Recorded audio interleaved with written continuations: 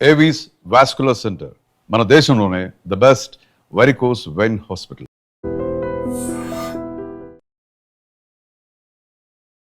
మంగ్లీ కేసులో రోజుకొక కొత్త ట్విస్ట్ మనం చూస్తున్నాం. నిన్ననే బంజారా నేతలందరూ కూడా మంగ్లీకి సపోర్ట్గా మాట్లాడారు. ఈరోజు సంపత్ నాయక్ ఆధ్వర్యంలో కూడా ఇంకొక ప్రెస్ మీట్ జరిగింది. తండాల నుంచి బాధితులు వచ్చారు. ఎవరైతే మంగ్లీ పేరు చెప్పి డబ్బులు వసూలు చేశారో ఆ బాధితులు ఉన్నారో వాళ్ళందరూ కూడా రోజుకొకళ్ళు కొత్తగా బయటకు వస్తూ ఉన్నారు. మేము 10 లక్షలు కట్టాం, 50 లక్షలు కట్టాం, ఇట్లా మాట్లాడుతూ ఉన్నారు. అంటే ఇది ఎంత పెద్ద స్కామ్ అనేది కూడా అర్థమవుతుంది. ఒక బాధితుడు ఉన్నాడు మనతో మాట్లాడటానికి. మీ పేరండి? నా పేరు ఎల్బీ నగర్ సంతోష్ నాయక్ అండి. బాధింపబడ్డ వాళ్ళ తరపు నుంచి వచ్చాను. ఎందుకంటే మనకు కూడా తెలిసిన బాధితులు ఉన్నారు, మన దగ్గర సాక్ష్యాలు ఉన్నాయి. ఓకే, మీకు తెలిసిన వాళ్ళు ఉన్నారు. ఓకే, తెలిసిన వాళ్ళు ఉన్నారు. వాళ్ళు మాట్లాడలేరు, ప్రెస్ మీడియా ముంగట రాలేరు కాబట్టి వాళ్ళ తరపున నా గొంతుని ఇవ్వడానికి నేను వచ్చానన్న. ఇది చూసుకుంటే ఇది ఒక పెద్ద భారీ స్కామ్ అన్న. మీకు అందరికీ తెలిసే ఉంటుంది, మార్కెటింగ్ అనేది చైన్ సిస్టమ్ మార్కెటింగ్ అనేది మీకు తెలిసే ఉంటుంది. ఇక్కడ మంగ్లీ పేరు ఎందుకు వస్తుంది, మంగ్లీనే చేసిందా, డైరెక్ట్ మంగ్లీకి ఇచ్చినారా అనేది క్వశ్చన్లు మీరు అడుగుతున్నారన్న. ఈరోజు నేను మంగ్లీకి ఇవ్వలేదన్న, మంగ్లీ ఫోటో వెనకాల చూపించుకొని నా దగ్గర దందా అనేది చేసినారు. ఎందుకు చేసినారు, మంగ్లీ ఫోటో ఎందుకు పెట్టినారు, ఈ మంగ్లీ వల్ల వచ్చిన లాభాలు ఏంటి, వాళ్ళకు మంగ్లీ ఫోటో పెట్టాల్సిన కారణం ఏంటిది? నిజంగా వాళ్ళకి చిత్తశుద్ధి ఉంటే మంగ్లీ అంటే ఫోటో చూస్తే దాన్ని అట్లా మోసపోతే ఎవరిది తప్పు అంటారు? గట్టిగా నమ్మి డబ్బులు పెట్టేయటం కరెక్టేనా అని క్వశ్చన్ చేస్తున్నారు. అన్న ఖచ్చితంగా మీరు చెప్పిన దాంట్లో ఖచ్చితంగా వాస్తవం ఉందన్న. ఫోటోలు నమ్మి డబ్బులు ఇచ్చినారా అని అంటే మెయిన్ పాయింట్ ఫోటో ఇచ్చి డబ్బులు ఇవ్వలేదన్న. ఇక్కడ ఎక్కువ వడ్డీ ఆశ చూపించి ఈరోజు పల్లెటూర్లలో కూలీ నాలి చేసుకునే బ్రతుకుతున్న ప్రజలు రోజుకి 400-500 కూలీ చేసి పొద్దున్న నుంచి సాయంత్రం వరకు ఎండలో నిలబడి కూర్చొని పనిచేసి వాళ్ళు రూపాయి కూడబెట్టుకొని పెళ్ళిళ్ళకి అని చెప్పేసి ఇల్లులు కట్టుకోవడానికి అని చెప్పేసి పెట్టుకున్న వాళ్ళందరూ కూడా ఈరోజు ఆ డబ్బులను తీసుకొచ్చి ఎక్కువ ఆశ వడ్డీ చూపించి వాళ్ళ దగ్గర నుంచి, ఇది ఒక్క దగ్గర నుంచి తీసుకుందాన కొన్ని వేల మంది దగ్గరికి వెళ్ళి డబ్బులు కలెక్ట్ చేసింది. దీనికి ఒక భరోసా కావాలి, దీనికి ఒక బేస్మెంట్ కావాలి.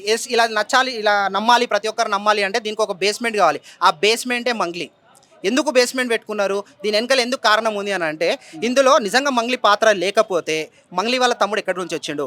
ఒక కుటుంబంలో ఒక పెద్ద మనిషిగా ఇంట్లో ఏం పని చేయకుండా ఇంట్లో కూర్చుంటేనో అని 100 ప్రశ్నలు అడుగుతాం. నువ్వేం చేస్తున్నావురా, ఏంది నీ కథ అంతా, ఈ కార్లు ఎక్కడివి, ఈ బట్టలు ఏంది, ఈ కథ ఏంది అని చెప్పేసి. అట్లాంటిది మంగ్లీ వాళ్ళ తమ్ముడు ఇన్నేళ్ల నుంచి దందా చేస్తుండు, ఇదంతా చేస్తున్నప్పుడు మరి మంగ్లీ ఒక క్వశ్చన్ ఎందుకు రైజ్ చేయలేదు? ఈరోజు అంటే మంగ్లీ తమ్ముడు శివ నేరుగా తండాల్లో తిరిగి డబ్బులు వసూలు చేశాడా? ఖచ్చితంగా చేశాడు. ఇందాక మీకు సాక్షులకు సంబంధించిన ఆధారాలు, దానికి సంబంధించిన ఆధారాలు వాళ్ళ దగ్గర, మధు దగ్గర పనిచేసిన మన డ్రైవరు ప్లస్ వాళ్ళ ఫ్రెండు ప్లస్ అలాగే ఆఫీస్ బాయ్గా పనిచేసిన మన రమేష్ స్వహస్తాలతో 30 లక్షల రూపాయలు మంగ్లీ వాళ్ళ తమ్ముడికి ఇవ్వడం జరిగింది. దానికి సాక్ష్యం, నిలువెత్తు సాక్ష్యం, లైవ్ సాక్ష్యం ఎవరు అని అంటే ఆ రమేష్ అనే పిల్లోడు ఇందాక వచ్చి మాట్లాడుతున్నాడు. ప్రెస్ కాన్ఫరెన్స్లో కూడా క్లియర్గా చెప్పడం జరిగింది. నిన్న ఒక వీడియో కూడా రిలీజ్ చేయడం జరిగింది. నేను ఏం పని చేసేవాడు రమేష్ అనే పిల్లోడు మధు దగ్గర డ్రైవర్గా పనిచేసేవాడు. అలాగే మధు దగ్గర డ్రైవర్గా పనిచేస్తూ ఆఫీస్లో బాయ్గా పనిచేసేవాడు. మధువి చిన్నవి ఏమైనా ఉంటే తను హెల్ప్ చేసేవాడు. అదే ఆఫీస్లో ఉంటూ తను అన్ని చూసుకునేవాడు అనమాట మధు ఆఫీస్లో. సో ఈ డబ్బులు ఇంతగానంగా ఇన్వెస్ట్ చేస్తున్నప్పుడు ఆ పిల్లోడు కూడా తన తరపు నుంచి దాదాపు 30 లక్షల రూపాయలు అమౌంట్ కలెక్ట్ చేసి వాళ్ళకి ఇవ్వడం జరిగింది. ఇదంతా ఇచ్చిన తర్వాత ఇదంతా మోసం అని తెలుసుకొని కళ్ళు తెరిచే లోపు ఇదంతా జరిగిపోయింది.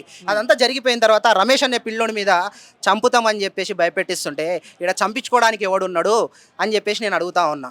ఎందుకు మంగ్లీ, నీకు నిజంగా చిత్తశుద్ధి ఉంటే నేను ఒకటే అడుగుతున్నా, నా మధు అనే ఈ మంగ్లీ వాళ్ళ తమ్మునికి ఇచ్చినప్పుడు మంగ్లీ ఒకటేనా, ఇదంతా కాదు, నువ్వు నిజంగా సెలబ్రిటీవి. ఆ రోజు మా పేరు చెప్పుకొని, మా భాష వాడుకొని, మా ఏషం వాడుకొని, ఆ రోజు నేను బంజారా బిడ్డనని నీ సొంత పేరు మార్చుకొని మంగ్లీ పేరు పెట్టుకున్నావు. నువ్వు ఈరోజు నేను నీకు సూటిగా అడుగుతున్నా మంగ్లీ అక్క, నువ్వు మా పేరు, మా భాష, నువ్వు కూడా మా బంజారా బిడ్డవు, మా బిడ్డగా అడుగుతున్నా.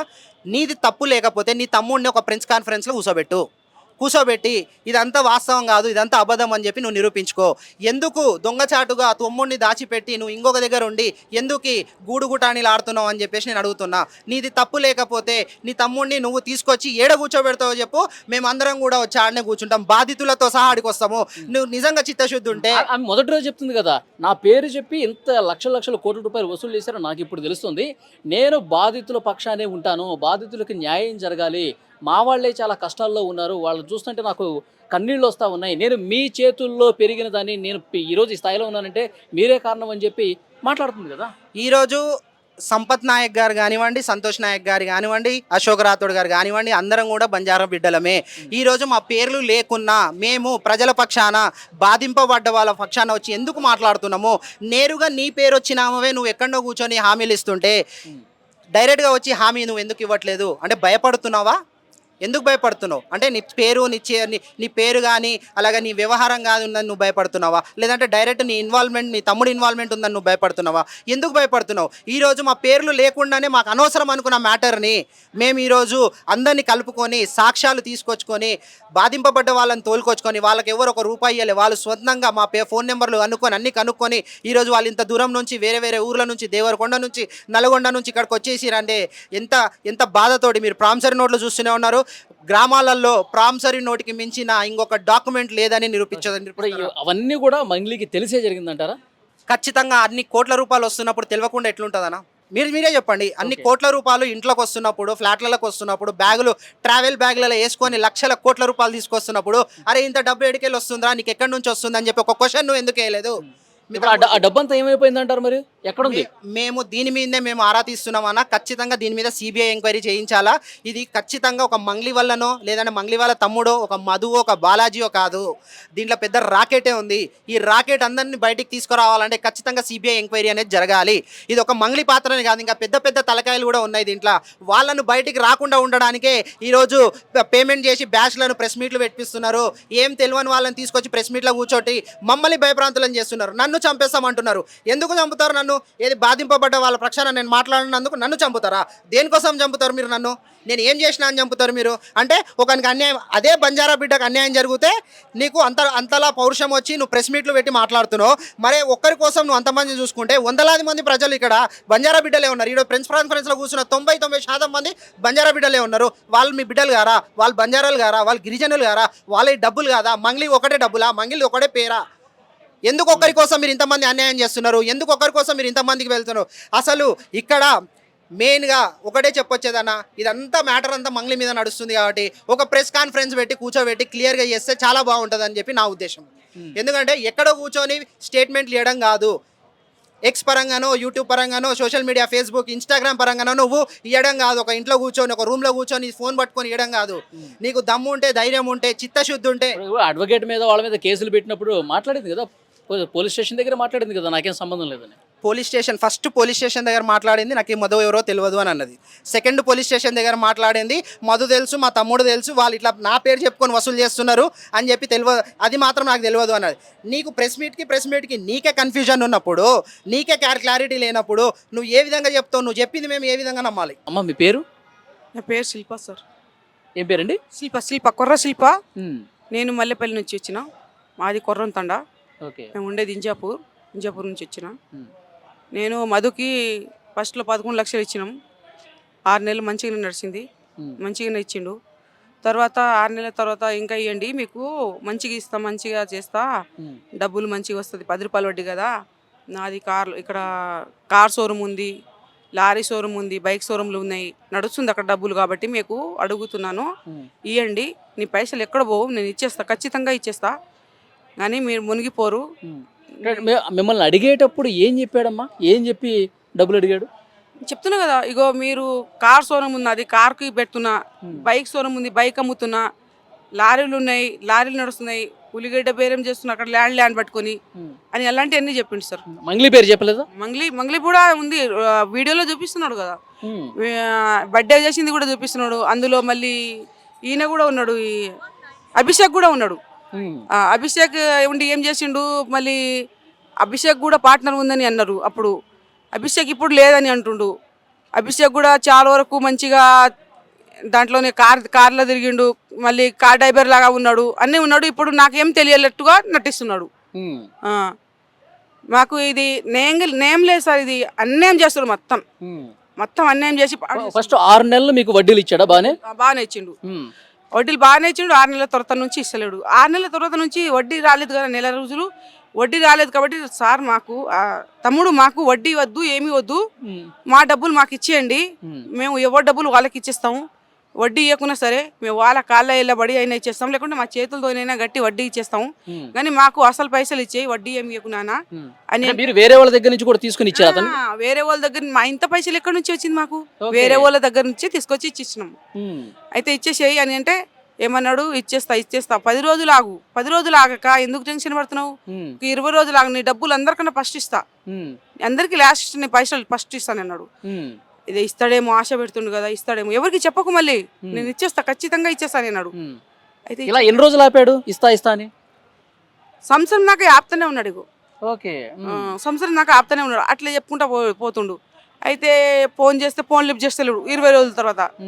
మళ్ళీ ఏమీ మాట్లాడతలేడు సరిగా, ఫోన్ స్విచ్ ఆఫ్ పెట్టుకుంటుండు, అట్లా చేస్తుండు. అరే ఇది పైసలు ఎట్లా పోయేటట్టుగా ఉంది, ఏం చేద్దాం అని అనుకున్నాం. ఇక అనుకొని మేము కూడా కార్ వేసుకొని తిరిగినాం దేవులాడడానికి. అయితే ఎక్కడైనా దొరకలేడు.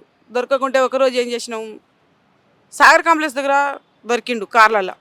అయితే నేను మా కొడుకు పోయి ముందలంగా బండి ఆఫీస్ ముందర పోయి నిలబడ్డాం, కారు ముందర పోయి నిలబడ్డాం. అయితే ఎందుకు నిలబడుతురు, నాకు గోని ఎందుకు నిలబడుతురు, దా ముందర రారి, మీ బండి వేసుకొని రారి, నేను ఆడ ఆగుతా.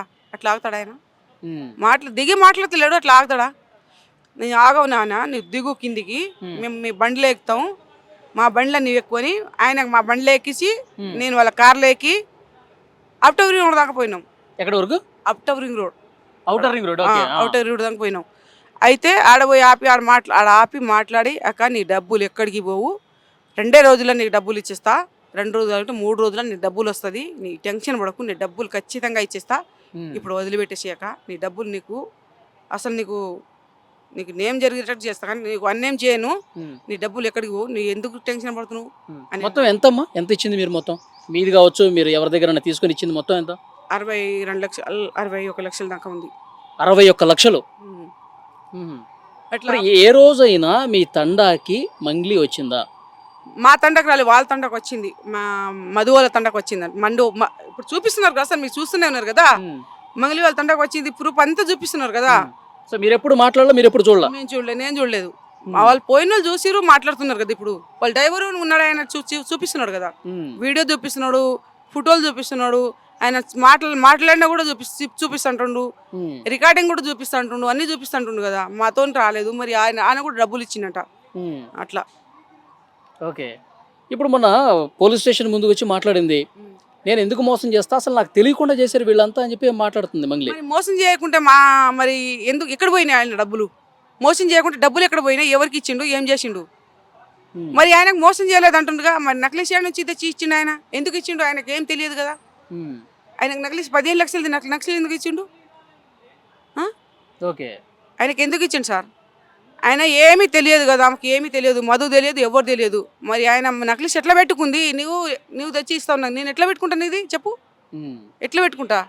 ఆయన తెలియకుండా ఎట్లా పెట్టుకుంటా? మీరంతా పోలీసులను కలిసారా? ఇప్పుడు ఇన్వెస్టిగేట్ జరుగుతుంది కదా, పోలీసులను కలిసి పోయినా జేరాబాగ్ పోయినా, జేరాబాగ్లో కేసు పెట్టినారు, మా వాళ్ళకి తీసుకుపోయి ఆడ పెట్టిరు. జేరాబాగ్లో పోయినా, జేరాబాగ్ పోతే వాళ్ళ చిన్న వాళ్ళ మామ కేసు పెట్టేసిండు. అయితే వాళ్ళ ఆడ 8 మంది దాకా ఉన్నారు. అయితే మేము పొద్దున్నే పోయినాం కార్ వేసుకొని పోతే ఆడ ఏమన్నారు, మీరు ఎందుకు ఇచ్చిరమ్మా, ఎందుకు చేసిరంటే ఇట్లా మోసం చేసింది సార్, ఇట్లా ఇస్తామని అన్నారు. అయితే అప్పటి నుంచి ఆ మధు ఎక్కడో తీసేసి, మధుకి ఏడో దాచిపెట్టుకున్నారు, వీళ్ళకి పట్టుకుంటే ఇంకా ఆడ దొరకలేదు కదా, ఇప్పుడు వస్తాడేమో, ఇక్కడ ఊర్లలో వస్తాడేమో ఎప్పుడైనా అని అనుకుని ఇంకా అట్టే వదిలిపెట్టేసింది. అయితే మళ్ళీ తర్వాత వచ్చి మధు కేసులో పోయి పడిండు. అప్పుడు దొరకలేదు కదా, కేసు పెట్టినాం, అందరం పోయి కేసు పెట్టినాం. కేసు పెడితే పోలీసులు తీసుకుపోయి కేసులో పెట్టిరు. కేసులో పెట్టినప్పుడు మేము పోయి నల్గొండలో పోయి ఒకసారి మధుతో మాట్లాడతామని అన్నాము. అయితే మధుతో మాట్లాడకరమ్మా, మేము 2-3 రోజులు అయితే మధుకు వదిలిపెడుతున్నాం అని అన్నారు. 2-3 రోజుల తర్వాత మధు వచ్చేసిండు, బయటికి వచ్చి మాతోని మాట్లాడి, నీకు 2 నెలల 15 రోజులు ఆగమ్మా, నీ డబ్బులు ఎక్కడికి పోవు, మీ డబ్బులు మీకు ఇచ్చేస్తాం, ఖచ్చితంగా ఇచ్చేస్తాం అని అన్నాడు. మళ్ళీ 2 నెలల 15 రోజులు కూడా ఆగినాం కేసు పెట్టిన తర్వాత. మధు వెళ్ళిన తర్వాత మళ్ళీ ఈడ సిఐడి ఆఫీస్లో తీసుకుపోయిండు. మాకు సిఐడి ఆఫీస్లో మాకు కేసు తీపియండి, కేసు తీపిస్తే నా ఆధారం మొత్తం దాంట్లోనే ఉంది, ఆధారం వెళ్తే నీ డబ్బులు నీకు ఇచ్చేస్తాం, నీకు ల్యాండో ఏదో ఒకటి చేపిస్తా, జారాబాగ్లో నాకు 5 ఎకరాల ల్యాండ్ ఉంది, దాంట్లో చేపిస్తామా, ఆడ చేపించుకొని అన్నాడు. సరే ఎక్కడైనా చెప్పి నేను నీకు దండం పెడతా, ఎక్కడైనా చెప్పి నా బాధలు తీర్పియని అన్న, చేపిస్తా, కొన్ని ఆగమ్మా, నా కేసు తీర్పియని అంటే ఆడపోయి సిఐడి ఆఫీస్లో కూడా పోయినా. సిఐడి ఆఫీస్లో కూడా అంతే అన్నాడు, కేసు కూడా తీపిచ్చినాం. కేసు తీపిస్తామంటే ఆడ పోయి వచ్చినాం. మళ్ళీ ఆడ పోయి వచ్చే వరకు మళ్ళీ జాడపత్త లేకుండా పోయిండు. ఇప్పుడు మంగ్లీ తమ్ముడు శివ మధుతో పాటు కనిపించాడా మీకు? మధుతో పాటు కనిపించిండు సార్. కనిపించిండు. మా మా వాళ్ళు మాట్లాడుకుంటారు, మనం ఏం మాట్లాడతామని మేము మాట్లాడలేము.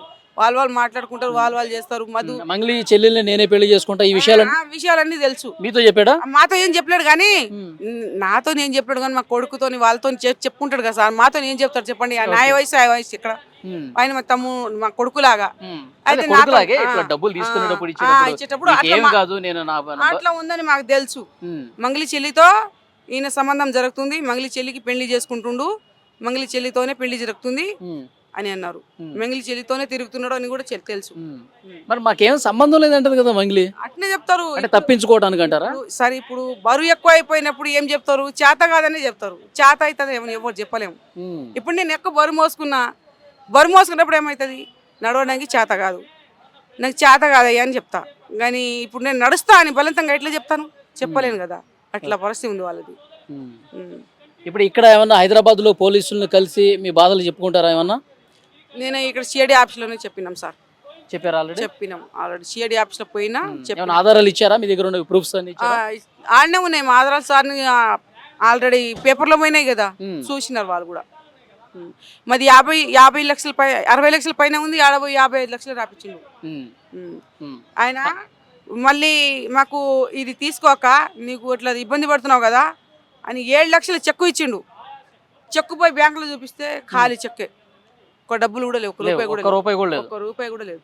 ఖాళీ చెక్కు చూపించిండు. అమ్మ ఇప్పుడు మీరు 61 లక్షల రూపాయలు మోసపోయారు కదా, కెమెరా చూసి చెప్పండి. మంగ్లీ ఈ వీడియో చూస్తుంది అనుకుని చెప్పండి. మంగ్లీకి చివరిగా మీరు ఏం చెప్తారు? మంగ్లీకి ఏం చెప్తలేము, నేమ్ జరిపియండి అక్క అని చెప్తున్నాం. మేము ఏం చెప్తున్నాం, మంగ్లీ మాకు నేమ్ జరిపియాలి, మాకు డబ్బులు వచ్చినట్టుగా చెప్పాలి. ఆమె కూడా మా తోడిగా రావాలి. ఆమె ఏమి చేయలేదు కదా, తప్పు చేయలేదు కదా, ఆమె ఏం తినలేదు కదా, ఆమె ఏం చేయలేదు కదా. మంగ్లీ మాకు వచ్చి సేమ్ చేయాలి అంతే. మంగ్లీ మైక్రో ఫైనాన్స్ కేసుకు సంబంధించి రోజుకొక కొత్త ట్విస్ట్ మనం చూస్తూ ఉన్నాం. రమావత్ మధు ఎవరైతే అరెస్ట్ అయ్యారో ఈ కేసులో కీలక సూత్రధారి ఎవరైతే ఉన్నారో అతని దగ్గర క్యాషియర్గా పనిచేసినటువంటి రమేష్ ప్రస్తుతం నాతో ఉన్నాడు. అసలు ఏంటి ఈ స్కామ్కి సంబంధించిన పూర్తి వివరాలు మనం తెలుసుకునే ప్రయత్నం చేద్దాం. స్కామ్ చేసేటప్పుడు వాళ్ళు ఎంత డబ్బులు తీసుకున్నారో, డబ్బులు మొత్తం ఎటుపోయినాయి, ఈయన క్యాషియర్ కదా, సో వచ్చిన డబ్బులు ఎటుపోతున్నాయో ఇతనికి తెలిసే ఉంటుంది. సో మాట్లాడే ప్రయత్నం చేద్దాం. బ్రదర్, అసలు ఏం జరిగింది? ఎప్పుడు ఈ స్కామ్ బయటకు వచ్చింది? నీకు ఎప్పుడు అనుమానం వచ్చింది? ఇది 2023 నుంచి జరుగుతుంది. 2023, 2024, 2025 ఈ 3 సంవత్సరాలు జరుగుతుంది. ఇప్పుడు ఈ ఫ్రాడ్ అని మాకు తెలిసినప్పుడు అని అంటే జిఎన్ఐ ఆఫీసు పెట్టిన 3 నెలల తర్వాత మాకు ఈ ఫ్రాడ్ అని మాకు తెలిసింది. అట్లా అంటే ఇప్పుడు క్యాషియర్ కదా నువ్వు, ఎక్కడెక్కడి నుంచో డబ్బులు కలెక్ట్ చేసే బాధ్యత నీకు కూడా ఇచ్చారా? ఎక్కడ అని అంటే నేను ఎక్కడికి పోను, నేను ఆఫీసులోనే ఉంటా. ఆఫీస్లో ఉన్నప్పుడు వాళ్ళు వస్తారు, బయట మధుతోని మాట్లాడుకుంటారు కదా, లోపల బాబు ఉంటాడు, ఆయన పోయి ఇచ్చేయండి అని వాళ్ళు అంటారు. మధు అంటాడు కదా, అక్కడ వచ్చి నా చేతికి డబ్బులు ఇచ్చినప్పుడు నేను అక్కడ లెక్క చేసుకుంటా. మిషన్ ఉంటుంది కదా, మిషన్ల నుంచి నేను లెక్క చేసుకున్న తర్వాత పలాని వ్యక్తి ఇచ్చిండు పేరు రాసుకుంటా, అన్ని రాసుకుంటా. నాకంటే ఆ బ్యాగ్లో పెట్టినంత వరకు ఎవడెవడు పెట్టిననేది నా కలెక్షన్ అక్కడ ఉండాలి కదా. ఆ క్యాష్ అక్కడ డబ్బులు నేను పెట్టుకున్నప్పుడు అక్కడ నేను అన్ని సీటీలో, ఇప్పుడు పైసలు బిండ ఉంటుంది దాని మీద సీటీ పెట్టి దానికి రబ్బర్ బ్యాండ్ వేసేస్తా, వాని పేరు రాసి. ఎప్పుడు ఒక 20 లక్షలు 30 లక్షలు అనే ఎప్పుడు అవుతుందో ఆ టయానికి ఒక 600-700 రూపాయలు బ్యాగ్ తెచ్చి, అలా మనం టూరిస్ట్ పోదాం కదా అలాంటి బ్యాగ్ తెచ్చి అల్ల మొత్తం తీసినప్పుడు అల్ల నుంచి పేరు తీసేస్తా, అన్ని పేరు తీసేసి కలెక్షన్ చేసేసి అల్లి మొత్తం సీసీ కెమెరాలు ఉంటాయి. ఏ ఒక్క రూపాయి కూడా నేను అల్ల నుంచి ఫ్రాడ్ చేయలే. అల్ల నుంచి నేనేం ఎడిపోయాయి బ్రదర్. రమావత్ మధు కూడా తీసుకోపోతాడు, భరత్ చవాన్ 2 సార్లు తీసుకోపోయిండు, వాళ్ళ మీనమావ కూడా తీసుకోపోతాడు, భరత్ చవాన్ కూడా తీసుకోపోతాడు వాళ్ళ నుంచి డబ్బులు. మంగ్లీ తమ్ముడు వచ్చేవాడా? 2 టైం వచ్చిండు. 2 టైం వచ్చి డబ్బులు తీసుకెళ్ళాడా? 70 లక్షలు ఒకసారి, ఇంకోసారి 70 లక్షలు, నా 30 లక్షలు. నువ్వు కూడా 30 లక్షలు కట్టావా? అవి నేను 30 లక్షలు నా సొంతం పైసలు ఇచ్చిన కదా. భరత్ ఈ శివానికి నేను 30 లక్షలు నేను నా సొంతం డబ్బులు ఇచ్చిన ఆయనకి. ఇదే మైక్రో ఫైనాన్స్ లో? ఇది మైక్రో ఫైనాన్స్ అని అప్పుడు పేరేం రాలే, ఇప్పుడు వస్తుంది మైక్రో ఫైనాన్స్ అని. ఏం చెప్పి డబ్బులు తీసుకున్నారు? నువ్వు కూడా ఎందుకు కట్టావు, ఎట్లా కట్టావు? ఇప్పుడు నీకెందుకు రమేష్, నీకు కావాల్సింది డబ్బులు కదా, నీకు కావాల్సింది మిత్తి రావాలి, నువ్వు మంచి నీకు ఎప్పుడు పైసలు కావాలో అప్పుడు నేను ఇచ్చేస్తా, నీకు అన్ని ఎందుకు, నీకు ముందు చెప్తా అని అన్నంగానే నేను కొన్ని కారణాలుగా నమ్మిన. నీకు ఈ బిజినెస్ పెద్ద ఉంటుంది, నీకు నమ్మిస్తా, మంచిగా చేపిస్తా, నీకు కూడా ముందు నాతో పాటు ఉండు. మధు చెప్పిండు. ఇంత ముందు నుంచి మేము క్లోజ్గా ఉండేటోళ్ళం కదా, కొన్ని కారణాలుగా నీకు చెప్తారా రమేష్, ఇంతలో నువ్వు తొందరపడవు. నేను కూడా ఒక దగ్గర నేర్చుకున్నప్పుడు చాలా క్రిటికల్గా నేను నేర్చుకున్నా. అని అంటాడు ఆయన ముందల నుంచి. కొన్ని 1 సంవత్సరము 2 సంవత్సరాలు అయిన తర్వాత నేను నీకు కూడా ఒకటి చెప్తారా అని అన్నాడు. అట్లా ఆ విధంగా చెప్పిండు నాకు. అంటే ఇప్పుడు ఎక్కడ కూడా సిమెంట్ ఫ్యాక్టరీ కానీ పబ్ కానీ మంగ్లీ ఓపెన్ చేస్తుంది, మంగ్లీ రిబ్బన్ కట్ చేస్తుంది, వెనకాలంతా మంగ్లీ నడిపిస్తుంది, ఇవన్నీ ఎప్పుడు తెలిసినాయి మీకు? ఇప్పుడు పోతా ఉంటే వస్తూ ఉంటే మాకు చూపెడతాడు కదా. నేను పలానా ఇప్పుడు వానికి రేంజ్ చేయను మాకు చూపెట్టాలి. వచ్చినప్పుడు పోయినప్పుడు పలాని అక్కడ నేను 40 లక్షలు ఇచ్చిన, ఇక్కడ ఒక 15 లక్షలు ఇచ్చిన, పలాని అక్కడ ఒక వ్యక్తికి యాక్సిడెంట్ అయితే ఆయనకి నేనే కాపాడినా, అక్కడ నేను ఒక 5,000 ఇచ్చిన, అలా అని మాకు వచ్చి పొగుడుతాడు, మాకు వచ్చి చెప్తాడు. ఆ విధంగా మాకు చెప్పేటాడు. ఈ మాట ఇప్పుడు దాకా ఎవరికి చెప్పలే. నిన్న దాంట్లో చెప్పిన 40 లక్షలు నెట్ క్యాష్ మంగ్లీ బర్త్డేకు ఆయన పైసలు ఇచ్చిండని మాకు చెప్పిండు. నాకు డైరెక్ట్గా చెప్పిండు. ఈ మంగ్లీ బర్త్డే రోజు 40 లక్షల రూపాయలు 40 లక్షల రూపాయలు ఈ రమావత్ మధు అనేటోడు పెట్టిండు బర్త్డే పార్టీ ఖర్చు కోసం. బర్త్డే పార్టీ ఖర్చు. ఆ పార్టీలో ఎవరెవరు ఉన్నారు, ఏం జరిగింది? ఆ పార్టీలో నేను పోలే, మాకు వచ్చి చెప్పిండు. ఎందుకంటే నాకు కూడా చెప్పలే. ఇప్పుడు పలుగుతండ వాళ్ళు ఉన్నారు కదా, వాళ్ళ ఫ్రెండ్సే కదా, వాళ్ళు ఊరోళ్ళు అన్న తమ్ముళ్ళు ఉంటారు కదా. ఆ విధంగా ఉన్నప్పుడు వాళ్ళతోటి అంటే వాళ్ళు కూర్చొని మాట్లాడుతున్నప్పుడు నేను విన్నా 40 లక్షలు నిన్న ప్రోగ్రామ్ లో నేనే ఏది అది కేసు అయింది, డ్రగ్స్ కనిపించినాయి అన్నారు, కుక్క ఎన్ని కనిపించినాయి అక్కడ, దానికోసం 40 లక్షలు రమావత్ మధు పెట్టాడు. మధు పెట్టిండు 40 లక్షలు పెట్టిండు అలా. మరి రమావత్ మధు ఎవరు నాకు తెలియదు అంటది కదా మంగ్లీ. ఆ విధంగానే అంటే ఒకటే మాట అంటున్నా, నాకు తెలియదు అని అంటే పోయి అవి ఫోన్ ట్రాక్ చేపిద్దాం. ఏ టైం అనేది నేను చెప్తా, ఏ టైంలో మాట్లాడింది నేను చెప్తా, ఎన్ని గంటలకు మాట్లాడింది నేను చెప్తా. ఆ టైం ప్రకారంగా మనం కాల్ లిస్ట్ తీస్తే అన్నీ బయట పడతాయి. దీంతో పాటు దీని వెనకాల ఎంత హస్తం ఉందో కూడా బయటికి పడుతుంది. ఎప్పుడైనా నువ్వు క్యాషియర్ కదా, ఎప్పుడు రమావత్ మధు పక్కనే ఉంటావు కదా, ఎప్పుడైనా మంగ్లీకి ఆయన ఫోన్ చేయటం కానీ, లేదంటే మంగ్లీ రమావత్ మధుకి ఫోన్ చేయటం కానీ, వీళ్ళిద్దరూ మాట్లాడుకోవటం కానీ ఎప్పుడైనా చూసావా?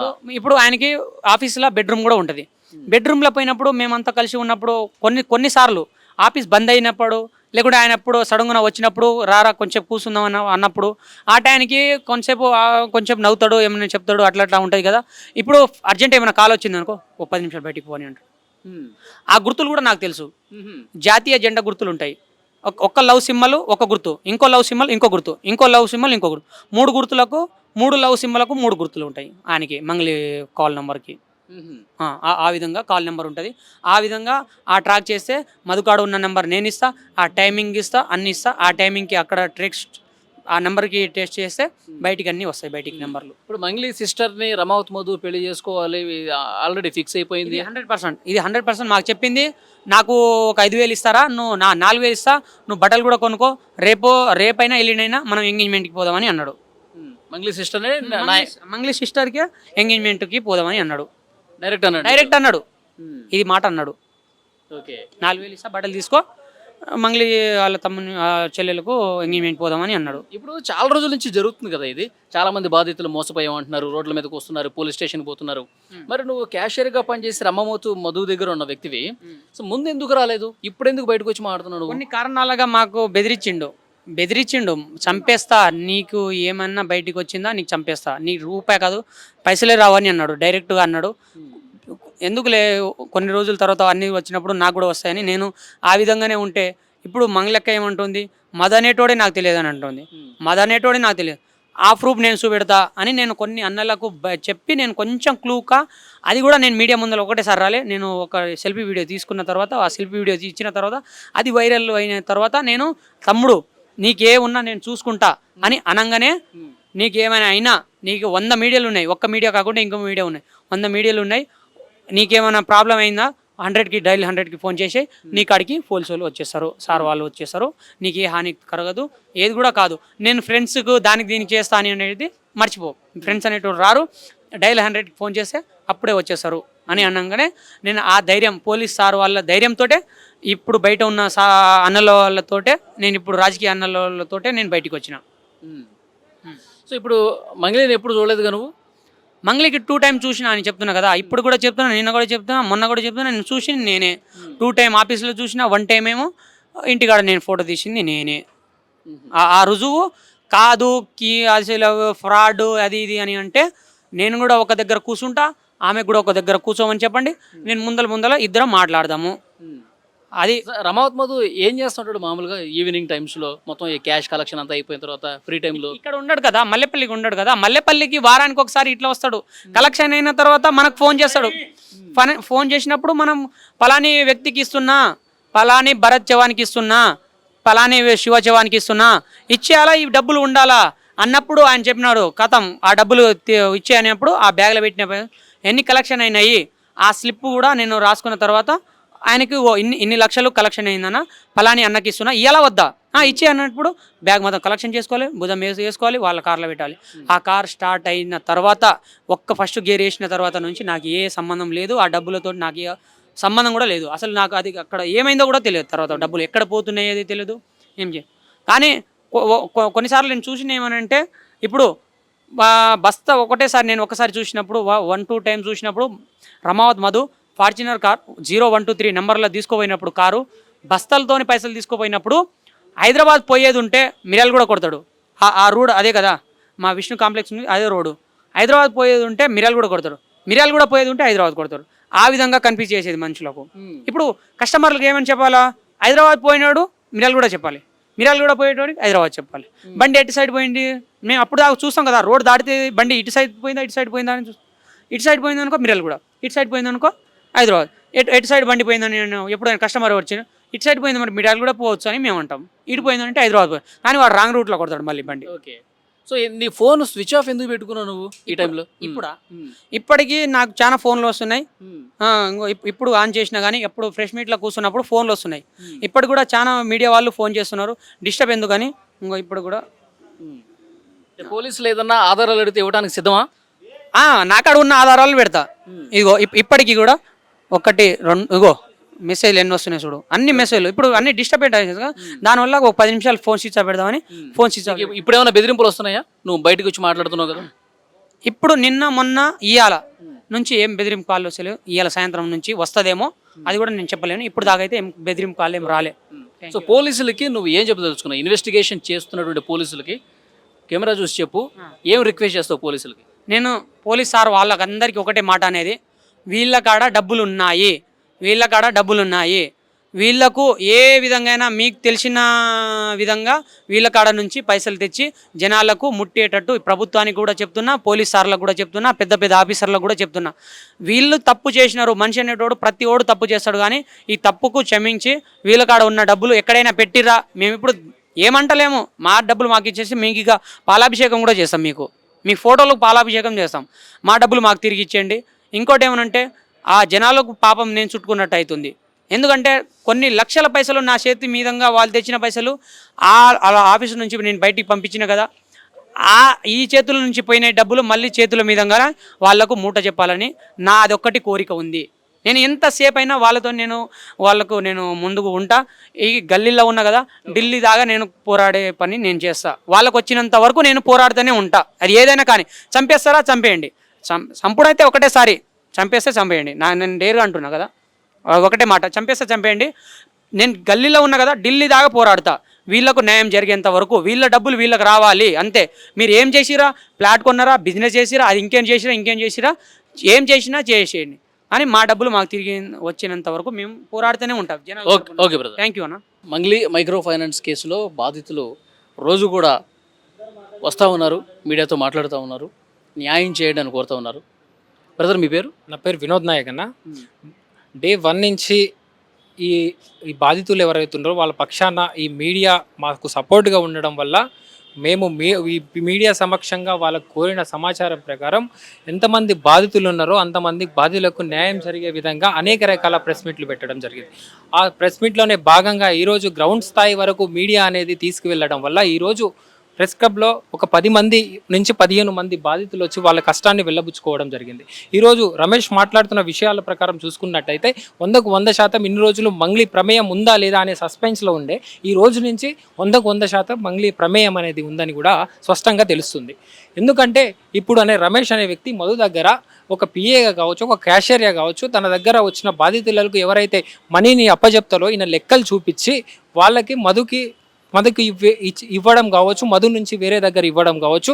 ఇక్కడ శివ చౌహాన్ని కూడా ఇతని పైసలు 50 లక్షలు ఇచ్చారనే ఎవిడెన్స్తో ఆయన మనకు ముందల పెట్టడం జరిగింది. శివ చౌహాన్తో ఆ రోజు దిగిన ఫోటో ఇది. నైట్ టైం దిగిన ఫోటో. మంగ్లీ గారికి దిగమని చెప్తే సెలబ్రిటీ హోదాలో ఉంది కాబట్టి దిగమని ఆయన ఆశపడితే తను ఇలాంటి నైట్ టైంలో దిగకూడదు, ఓన్లీ ప్రోగ్రామ్స్ ఉన్నప్పుడే దిగాలనే విషయాన్ని కూడా రమేష్ మన ముందు చెప్పడం అనేది మీరు చూసే ఉంటారు. కాబట్టి బాధితుల పక్షాన మనం అందరం మీడియా సమక్షం ఈరోజు ఏ పోలీస్ వాళ్ళు నిలబడతలేదు, ఏ ప్రభుత్వం ఈ విషయాన్ని టేకప్ చేస్తలేదు. మీడియా ఒకటే వీళ్ళని ఒక రక్షణగా, ఒక బ్యాక్ బోన్గా ఈరోజు ముందలకు తీసుకురావడం అనేది జరిగింది. గ్రామీణ స్థాయి నుంచి వేలాది సంఖ్యలో ఈరోజు ఎక్కడో 200 కిలోమీటర్ నుంచి ఈరోజు హైదరాబాద్ నడి ఒడ్డున వచ్చి ఈరోజు మీడియా వాళ్ళకు ఈ విషయాన్ని వెళ్ళబుచ్చుకుంటున్నంటే వాళ్ళ బాధలు ఏ విధంగా ఉన్నాయో. ఒక్కొక్కరు 1,00,000 2 లక్షలో కాదు ఇట మోసపోయింది, వేల సంఖ్యలో కోట్ల సంఖ్యలో వీళ్ళకి నష్టం జరుగుతుంది. కాబట్టి ఈ నష్టాన్ని మీరు ఎంతవరకు వీలైతే అంతవరకు ఈ ప్రభుత్వం చొరవ తీసుకొని వాళ్ళకు న్యాయం జరిగే విధంగా మీరు కోరుకుంటున్నాను. And for more videos, Please subscribe to iDream. Please subscribe to iDream. Please subscribe iDream. And please subscribe to iDream. For more videos, subscribe to iDream. please like, share, and subscribe to the channel. Congratulations, iDream. Subscribe to iDream. Subscribe to iDream. So subscribe to iDream Media. iDream ki iDream team andarki huge congratulations. Please subscribe iDream Media. Please subscribe to iDream. Subscribe iDream. Please subscribe to iDream. iDream అంటే నా కళల ఛానల్ను subscribe చేసుకున్న నోరు తిరుగుతలేదు, మీరైతే గంట గుర్తు కొట్టండి. For more such videos, please subscribe to iDream. Subscribe to iDream. Please subscribe to iDream. Please subscribe iDream Media. Please do subscribe to iDream. Please subscribe to iDream Media. For best entertainment and information, please subscribe iDream. And don't forget to subscribe to iDream.